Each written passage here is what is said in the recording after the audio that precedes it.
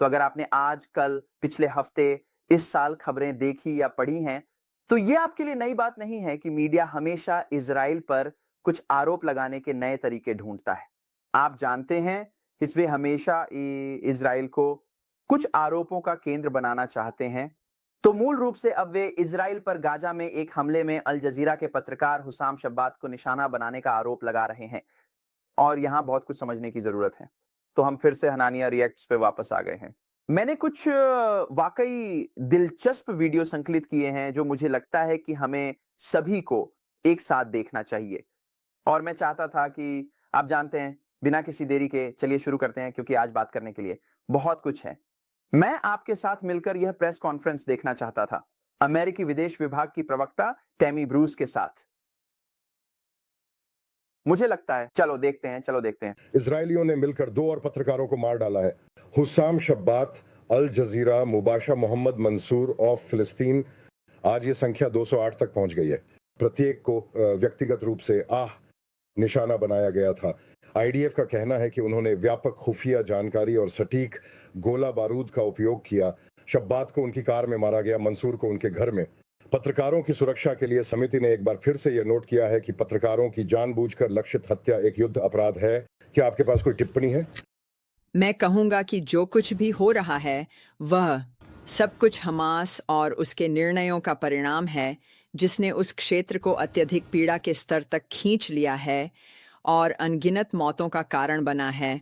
और निश्चित रूप से उनकी प्रतिक्रिया 7 अक्टूबर को। मुझे कहना होगा, मुझे उसकी प्रतिक्रिया बहुत पसंद है। वह बिल्कुल सही और शानदार है, बिल्कुल मुद्दे पर। वहां एक युद्ध विराम था और लोग कुछ हद तक शांति में रह रहे थे। उन्होंने उस युद्ध विराम को एक अत्याचार के साथ तोड़ने का निर्णय लिया, जो निश्चित रूप से एकल घटना में सबसे अधिक यहूदियों की हत्या थी, जो कि होलोकॉस्ट के दौरान हुई थी। और हम भी, मैं आपको बता सकता हूं, हम इज़राइल के साथ खड़े हैं और उसकी ज़रूरतों के साथ, जब वह इस समय के दौरान अपनी रक्षा कर रहा है।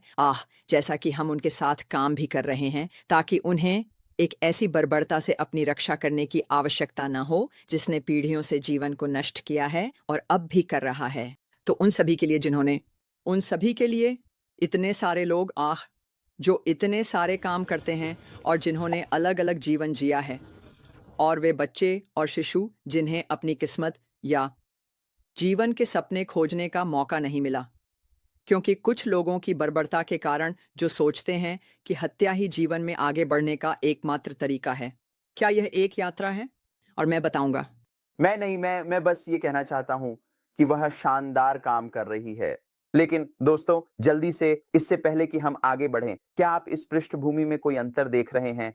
आप जानते हैं क्या? मुझे आपकी मदद करने दें। ये याना है, उसे देखो। वाचा का संदूक, मेरा मतलब है, जाहिर है कि यह असली नहीं है। यह एक मॉडल है और यह बस अविश्वसनीय है। यदि आप उनमें से एक प्राप्त करना चाहते हैं तो israelstore.com पर जाएं। यह एक नया आगमन है, सीमित स्टॉक। मुझे लगता है कि यह बस भगवान की शक्ति और भगवान के वादों की एक अविश्वसनीय याद दिलाता है। आप जानते हैं जहां भी इजरायली गए, भगवान की उपस्थिति इस संदूक में ले जाई गई थी। तो यह वास्तव में अविश्वसनीय है। israelstore.com शो की दुकान, इजराइल आशीर्वाद इजराइल। आइए वास्तव में इस पत्रकार के बारे में बात करें, अल जजीरा के पत्रकार गुस्साम शब्बात।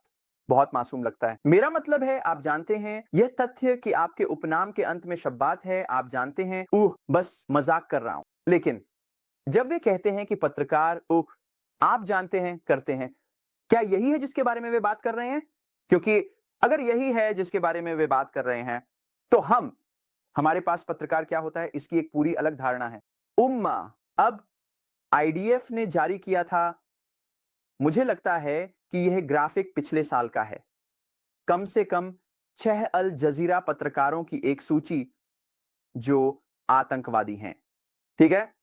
तो मुझे परवाह नहीं है अगर वह, आप जानते हैं, अल जजीरा के साथ पार्ट टाइम कर रहा है, हमास के साथ पार्ट टाइम कर रहा है, इससे वह पत्रकार नहीं बन जाता। यहां तक कि अगर वह एक वेस्ट पहन रहा है जिस पर प्रेस लिखा है, एक नीला हेलमेट जिस पर प्रेस लिखा है, तो भी यह तथ्य नहीं बदलता कि वह हमास का आतंकवादी था। हमास पत्रकार, मुझे नहीं पता, इसे जो भी कहना चाहें कहें, लेकिन मैं इसे जानकारी के साथ समर्थन करने जा रहा हूं। बस 1 सेकंड में। लेकिन मैं बस पहले यह कहना चाहता था कि यह कितना हास्यास्पद है आप जानते हैं, क्योंकि वे हमेशा जल्दी से इन्हें पोस्ट कर देते हैं, ये दिल दहला देने वाली तस्वीरें। और जाहिर है आप जानते हैं वे इन तस्वीरों को नजरअंदाज कर देंगे। लेकिन आईडीएफ ने हुसाम शब्बात के बारे में यह दिलचस्प जानकारी जारी की। जो दस्तावेजों के अनुसार उन्होंने प्राप्त की, दस्तावेजों में कहा गया है कि हुसाम शब्बात हमास के बेत हनून बटालियन की कंपनी 1 में एक स्नाइपर था। तो वह वहां का एक सक्रिय लड़ाकू था, निश्चित रूप से न तो नागरिक और न ही पत्रकार। आप जानते हैं पिछली बार जब मैंने जांच की थी, जब एक पत्रकार को हमास के आतंकवादी सैन्य प्रशिक्षण से गुजरने की आवश्यकता नहीं होती है, निश्चित रूप से स्नाइपर बनने के लिए नहीं। पत्रकारिता करने के लिए आपको स्नाइपर होने की आवश्यकता नहीं है, सही। लेकिन निश्चित रूप से उनके लिए तथ्यों को नजरअंदाज करना और सिर्फ वही बात करना बहुत आसान है जो वे करना चाहते हैं। लेकिन वास्तव में यह वही है जिसके बारे में दुनिया को बात करनी चाहिए कि हमास छिप रहा है, खुद को पत्रकारों में भी छिपा रहा है, पत्रकारों को अपने जासूस के रूप में नियुक्त कर रहा है, लेकिन फिर वे पत्रकारों के रूप में कार्य करते हुए हमले भी शुरू करते हैं। तो इजराइल परवाह नहीं करता। मीडिया क्या कहता है? हम सच्चाई और खुफिया जानकारी की परवाह करते हैं। आप जानते हैं, इसके अलावा मुझे यह कहना है कि आप जानते हैं सशस्त्र संघर्ष के कानूनों के तहत मैंने इसे लिखा था, तो जो मैं इसे नहीं भूलूंगा। यदि कोई लड़ाकू है, भले ही वे नागरिक कपड़े पहनते हों या प्रेस बैज पहनते हों, वे एक वैध सैन्य लक्ष्य हैं। तो इजराइल ने एक आतंकवादी को मारा, न कि एक पत्रकार को, और यह सशस्त्र संघर्ष के कानूनों के तहत है। आप जानते हैं, इस तथ्य को एक तरफ रख दें कि हमास ने खुद को नागरिक इलाकों में छिपा लिया है और वह नागरिक इलाकों से रॉकेट लॉन्च कर रहा था। यदि वे अंतरराष्ट्रीय कानून और युद्ध अपराधों के बारे में बात करना चाहते हैं तो लीजिए इस दस्तावेज को देखें जो आईडीएफ द्वारा प्राप्त किया गया था। वैसे भी अब इसके बारे में काफी हो गया। आइए अगले वीडियो पर चलते हैं जो मैंने देखे। तो मैंने ट्विटर पर, टिकटॉक पर पिछले हफ्ते, पिछले महीने गाजा से वायरल वीडियो देखे। आमतौर पर इजराइल के बारे में नकारात्मक, आप जानते हैं काफी नकारात्मक। चलिए देखते हैं, ठीक है, क्योंकि यह वायरल हो गया था। इसे लगभग 5 लाख लाइक्स मिले या कुछ ऐसा।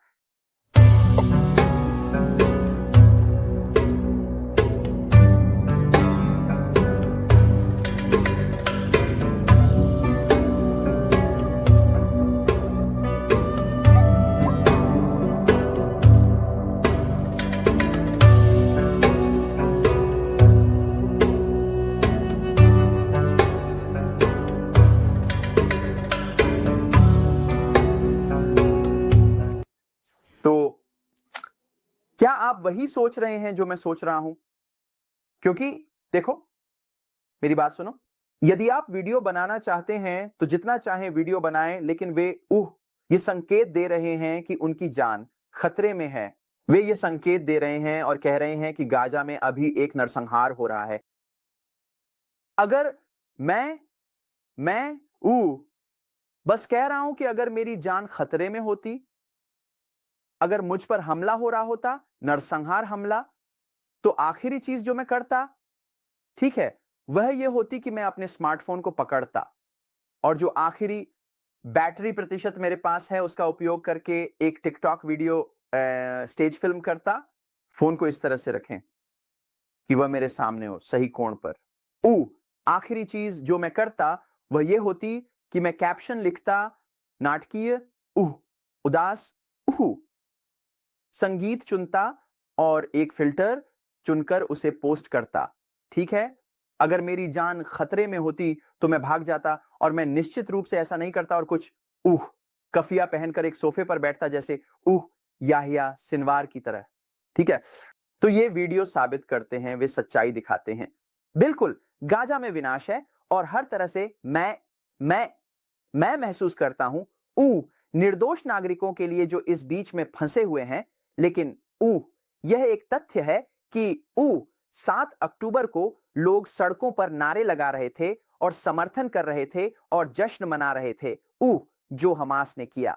तो देखो, जब हम इस तरह के वीडियो देखते हैं, उनके सहानुभूति पाने की कोशिश करते हुए ये दिखाकर मुझे नहीं पता क्या, ये वास्तव में मेरे लिए काम नहीं कर रहा है, लेकिन मुझे टिप्पणियों में बताएं आपका क्या विचार है। मेरा मतलब है शायद वे लोगों को मना रहे हैं, मुझे नहीं पता। खैर, आगे बढ़ते हैं। एक वीडियो है जो मैंने अल जजीरा पर देखा, मुझे वास्तव में संदर्भ नहीं पता। ऐसा लगता है कि उसने कुछ मुझे नहीं पता बहस, कुछ सम्मेलन या कुछ और में घुसपैठ की और चिल्लाना शुरू कर दिया। आइए देखें कि वह क्या कहना चाहती है।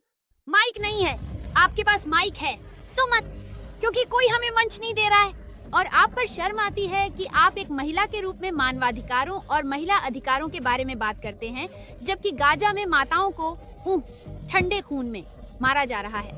बच्चे, शिशु, और मैंने आपको अभी बताया कि वे इनक्यूबेटर में अकेले छोड़े गए शिशु हैं। आपको मानवाधिकारों के बारे में बात करने की हिम्मत कैसे हुई? आपको महिला अधिकारों के बारे में बात करने की हिम्मत कैसे हुई? और फिर यहाँ बैठकर मुझे अमान्य करने की कोशिश करें, क्योंकि मैं स्तब्ध हूँ। मुझे खेद है, मुझे कुछ कहना है।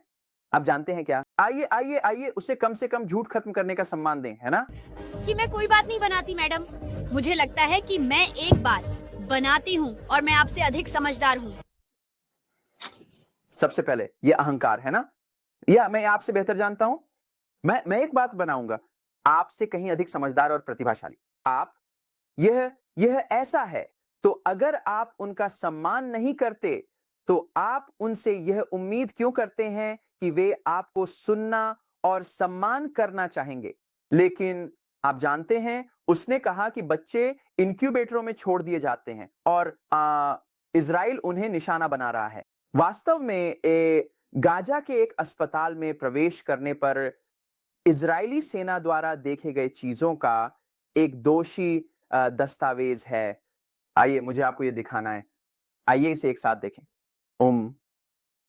तो यहां लिखा है कि एक अस्पताल के अंदर हथियार और उपकरण का खुलासा। तो यहां आप देख सकते हैं कि वे इस निर्दोष अस्पताल में क्या पा रहे हैं।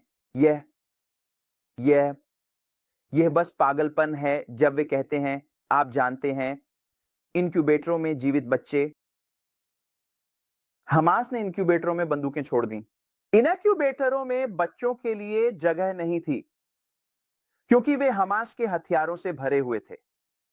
उसे देखो, ये दूसरी तस्वीर है। देखो, ये इजरायली सेना है जो गाजा पट्टी में इनक्यूबेटर पहुंचा रही है। तो यह तस्वीर नरसंहार के 1 महीने बाद जारी की गई थी। मैं कई देशों को जानता हूं। मुझे नहीं पता कितनी सेनाएं इनक्यूबेटर भेजेंगी, गाजा में चिकित्सा उपकरण भेजेंगी। इजराइल से गाजा में हमारे 1200 लोगों के नरसंहार के 1 महीने बाद, और जब हजारों रॉकेट हमारे देश पर दागे गए, तो यह इजराइल की भावना है। वे हमसे नफरत करते रहते हैं, वे हम पर हमला करते रहते हैं। लेकिन दिन के अंत में सत्य की जीत होती है। चाहे वे तथ्यों को कितना भी विकृत करने की कोशिश करें और लोगों से झूठ बोलें, आप जानते हैं, सत्य की जीत निश्चित है। देखने के लिए आपका बहुत धन्यवाद। अधिक वीडियो के लिए मेरे YouTube चैनल को सब्सक्राइब करना ना भूलें। जैसे ही सत्य पर हमला हो रहा है, हमें एकजुट रहना होगा सत्य के लिए और अधिक मजबूत।